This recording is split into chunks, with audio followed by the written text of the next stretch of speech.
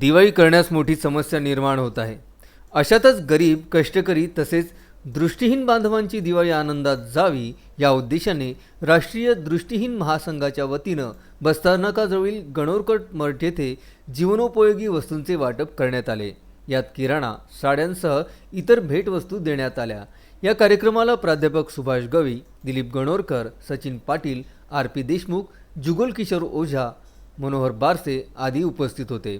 महासंघाच्या वतीने आज रोजी दिलीप दादा गणोरकर मठात दिवाळीनिमित्त अन्नबांधवांना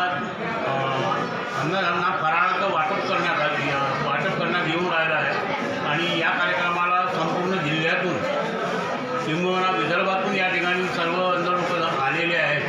त्यांच्या चहा पाण्याची वगैरे संपूर्ण व्यवस्था करून या कार्यक्रमाला लाभलेले आमचे सुभाष दादा गवई, मनोहर दादा बारसे, पाटील साहेब, सभापती पंचायत समिती धामणगाव अनेक मान्यवर उपस्थित होते आणि या मान्यवरांच्या उपस्थितीत या ठिकाणी आदरणीय बाहेसर आणि आदरणीय नाना बहाग यांचा अकाली मृत्यू झाल्याने त्यांनाही श्रद्धांजलीचा कार्यक्रम इथे अर्पण करण्यात आला। Vidarbha news bureau, Amravati.